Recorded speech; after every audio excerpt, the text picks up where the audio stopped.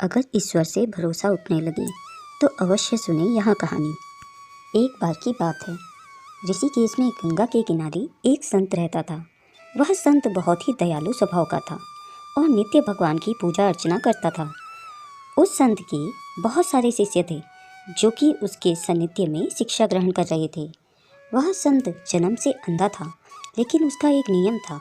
वह प्रतिदिन दिन ढल जाने के बाद गगनचुंबी पहाड़ों में सैर करने के लिए जाया करता था। जब भी वह भ्रमण के लिए जाता तो हरि का कीर्तन करते हुए जाता और इसी प्रकार वहाँ से रोज लौट आता था। अपने गुरु को प्रतिदिन ऐसा करते देख उसके शिष्य असमंजस में पड़ गए थे कि वह अंधे होने के बावजूद भी ऐसा कैसे कर लेते हैं। एक दिन अपनी जिज्ञासा के चलते एक शिष्य ने उनसे पूछा, बाबा, आप हर रोज इतने ऊंचे ऊंचे पहाड़ों पर सैर के लिए जाते हैं, वहाँ तो बहुत गहरी खाइयाँ होती हैं और आप तो देख भी नहीं सकते, क्या आपको कभी डर नहीं लगता? कहीं पाँव डगमगा गए तो, या तो कोई जंगली जानवर आ जाए तो? क्या आपको इन सब चीज़ों से भय नहीं लगता? वह संत पहले थोड़ा मुस्कुराए और फिर वहाँ से चले गए।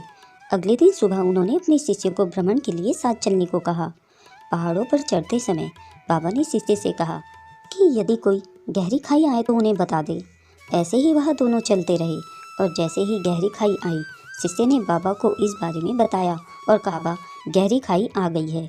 यह सुनकर बाबा ने शिष्य से कहा, अब तुम मुझे इस खाई में धक्का दे दो। बाबा की यह बात सुनकर शिष्य आश्चर्यचकित होकर चारों ओर देखने लगा। उसने कहा, मैं भला आपको कैसे धक्का दे सकता हूँ? ऐसा कुछ करने की तो मैं सोच भी नहीं सकता। शिष्य ने आगे कहा, आप मेरे गुरु हैं, मैं तो अपने किसी दुश्मन को भी इतनी गहरी खाई में धक्का नहीं दे सकता। बाबा ने कहा, मैं खुद तुमसे इस खाई में धक्का देने को कह रहा हूँ, यह मेरा आदेश है और यदि तुम इस आज्ञा का पालन नहीं करोगे तो तुम्हें नरक की प्राप्ति होगी। मुझे नरक भोगना स्वीकार है बाबा, किंतु ऐसा मैं बिल्कुल भी नहीं कर सकता, शिष्य ने कहा। तब संत ने शिष्य से कहा, अब तुम्हें समझ में आया, जब तुम एक सामान्य मनुष्य होकर मुझे गहरी खाई में नहीं धकेल सकते हो तो भला मेरा परमात्मा मुझे खाई में कैसे गिरने दे सकता है? भगवान हमेशा गिरे हुए को उभारते हैं और कभी किसी के साथ भी गलत नहीं होने देते। यह सुनकर शिष्य ने अपने गुरु को प्रणाम किया और इस सीख के लिए धन्यवाद दिया। इस कहानी से हमें शिक्षा मिलती है कि हमें कभी भी ईश्वर से अपने विश्वास को कम नहीं करना चाहिए। यदि आपके साथ अभी कुछ बुरा हो रहा है तो हो सकता है यह आने वाले समय में बहुत कुछ अच्छा होने का संकेत हो।